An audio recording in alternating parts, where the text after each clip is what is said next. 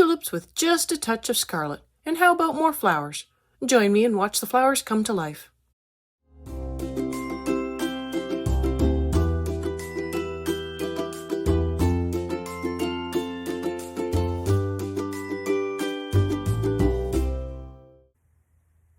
Hi everyone, I'm Catherine, the artist behind Bigelow Fine Arts. I have joined the secret society of the curious colorists. It is a lovely summer evening, the cicadas are buzzing and the crickets are chirping when I receive a book with exciting places to explore. I retreat to the garden to the lovely hanging lanterns that are providing gentle light and a cozy tent that awaits a relaxing evening. Join me for a little backyard tea and some relaxing coloring. Today will be flower day, but first I want to get the wood poles and stakes out of the way as they are small and will work up quickly. Plus, I know I want them brown, so there isn't any thought involved. I begin with a base layer of the walnut brown over all the poles except for the little circle at the top. I want that to be a lighter color, almost white, but not quite. I'm using a light layer here as I don't want the poles to get too dark. I come in with a layer of bistre over top to help lighten up the walnut brown.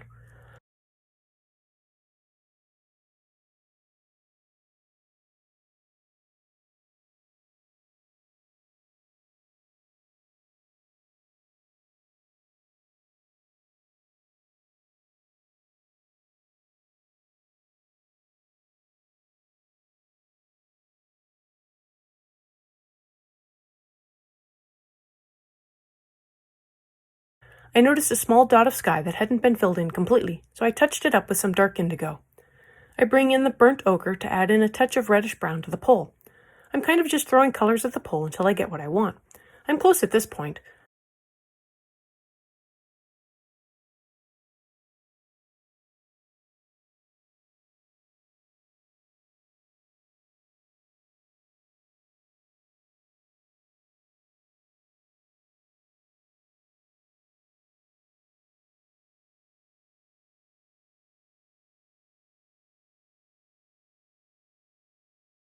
I add a little cream to the top cuts on the pole, then use the sepia to darken one side of each pole a little. I'm not aiming for anything hugely noticeable, but a little line down one side will look just a little bit better.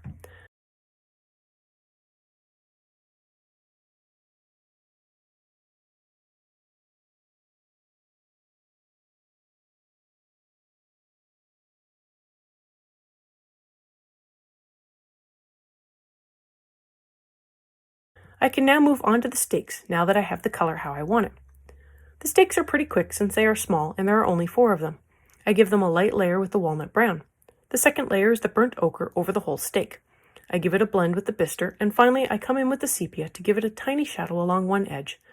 The right side of the stake for the ones on the right, and the left side for the ones on the left. I'm really just placing a line of sepia down the one side. I'm not bothering to blend it in or anything, just a thick stripe with a slightly dull pencil.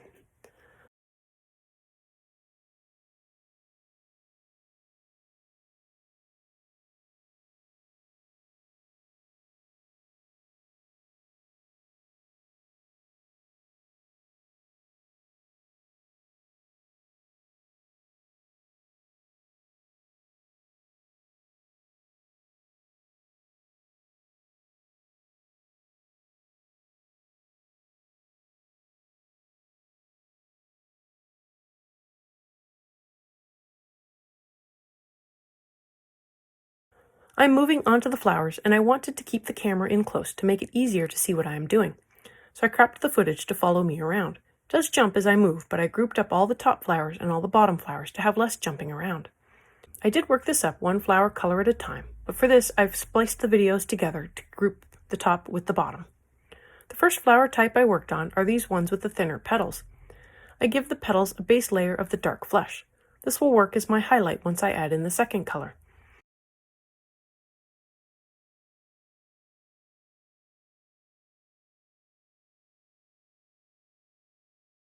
I am now going to come in with the fuchsia and add in a darker center to the petals. It is a little hard to see, but what I am doing is adding in a dark ring around the center of the flower. Then I lighten up the color as I move further out. Mostly I'm just lightening up the pressure. I'm not taking the color all the way to the tips of the petal. I go maybe about halfway. I'm really letting the dark flesh be the color for the tips and the fuchsia be the color at the center. When I move on to the flowers with the larger petals, it might be easier to see.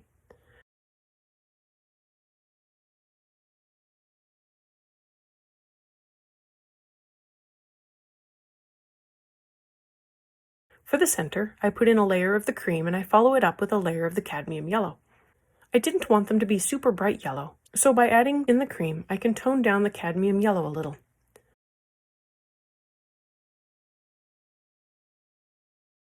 My next flower target is the flowers with 5 petals. I'm coming in with a base layer of orange over all the petals. Then I want to bring in the scarlet for the darker center part. I work up the 2 flowers at the top, then I move down to the bunch on the top of the teepee.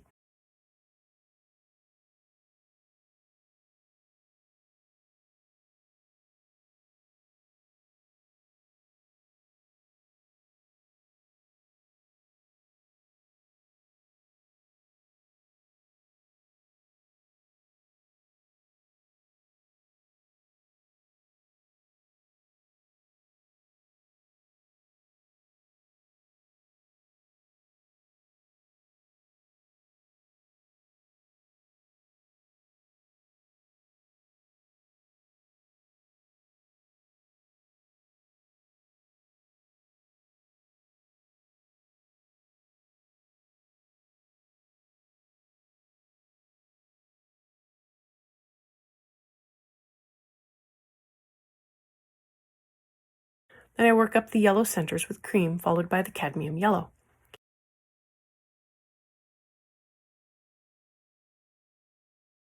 And to give the center the illusion of being lower than the outer tips of the petals, I am coming in with sepia to darken up just the center part of the petals.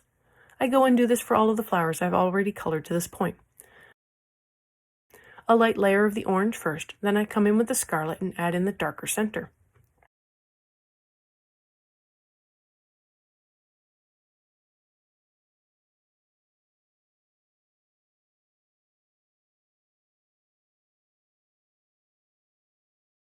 I add in a layer with the red lightly out to the center, then I come back in and darken up the base of the petal even more. If you've made it this far and have enjoyed coloring with me or just watching, I'd appreciate it if you'd give me a like and subscribe to stay informed of when I post more videos, especially if you've enjoyed what you've seen so far. I post daily during the week, and subscribing is the best way to stay in the loop.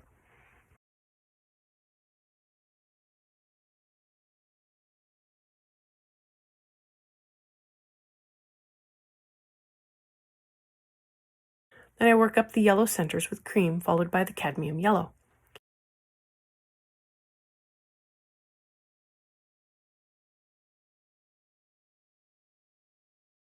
I am coming in with sepia to darken up just the center part of the petals.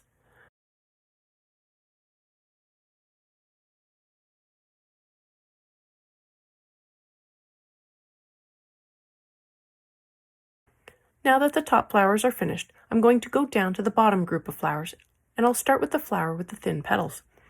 There are 2 flowers that I will work up with the flesh fuchsia combo.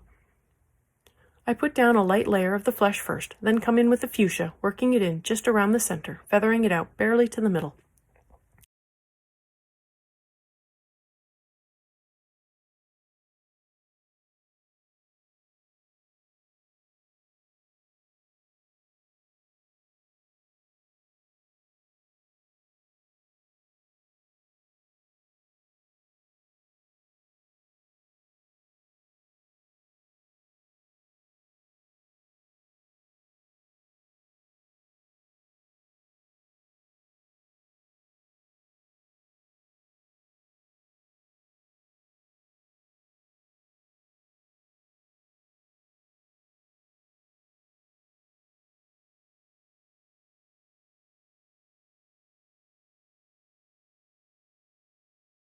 I again come in with the cream and cadmium yellow for the center.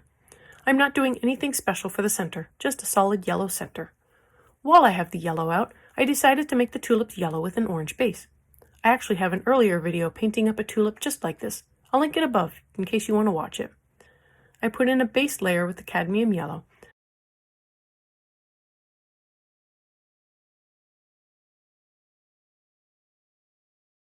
I add in a layer at the bottom with the scarlet, darker at the bottom, and lightly feather it up just a touch. These are small after all.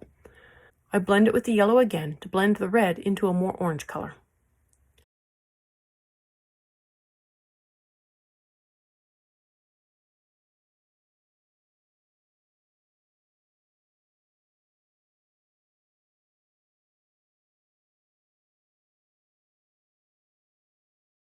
Next up is the flowers with 5 petals. I am coming in with a base layer of orange over all the petals.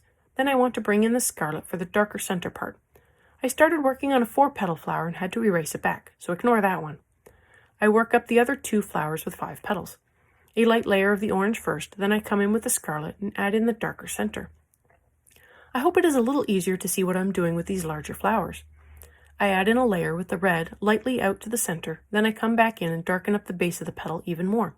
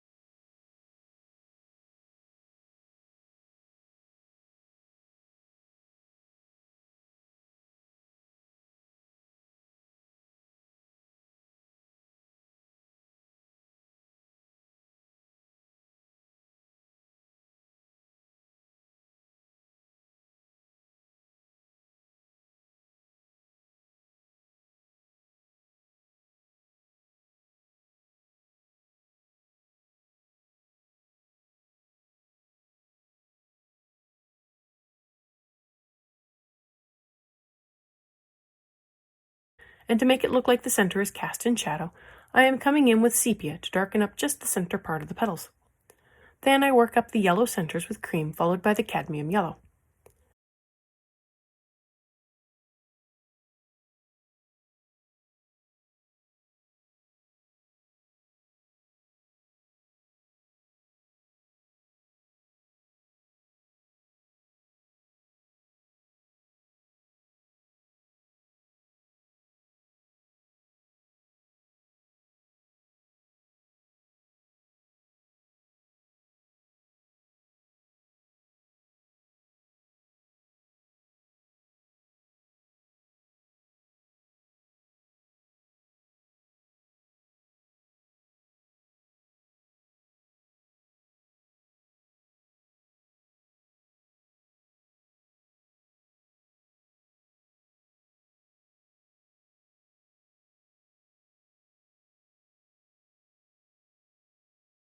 In the pot, there is a group of flowers that have 5 petals.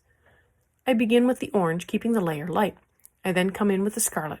I add light layers, but it is possible to go in with a heavy hand at the base of the petal and lighten the pressure to almost nothing at the middle. I add several light layers, keeping it light at the middle and darkening it up at the center. I will use the sepia to make sure the center looks like it is cast in shadow.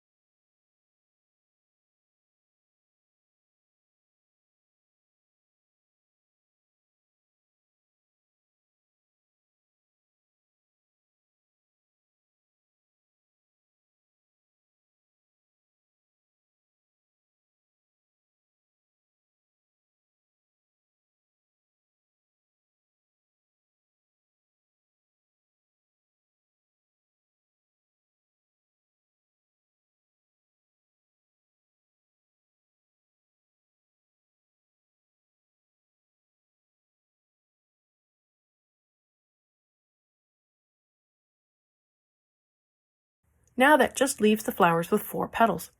I decided to do something a little different for these little ones, as they kind of reminded me of an apple blossom type flower. So I gave them a light layer with the dark flesh, but then I came in with the scarlet. I added in a dark tip to the petal. I kept the color mostly at the tip, with just a tiny amount of blending. At first I used a bit of a back and forth motion to add in the color, but I found that a flicking motion from the edge toward the inside also worked well and created colored stripes inside the flower. I worked up the 4-petaled flowers in the pots as well, and then I gave the flowers a blend with the flesh again to smooth out the scarlet lines.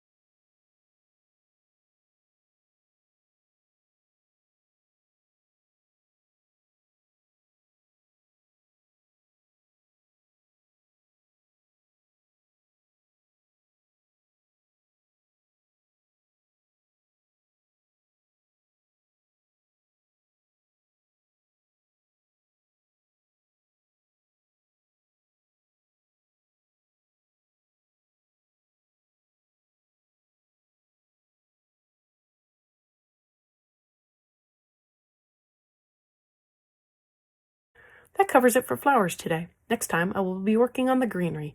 I have 3 colors picked out for all the greenery, so hopefully it will go fast and be easy to follow. Thanks for joining me for Tea in the Garden. Let me know below or on social media if you colored along. I'd love to know how you did. I'm on Twitter, Instagram, MeWe, and Patreon. Patreon has a short write-up, my palettes, and a list of the timestamps, and I've made them available for everyone. If you have any questions or page requests, please leave them below or reach out to me on social media.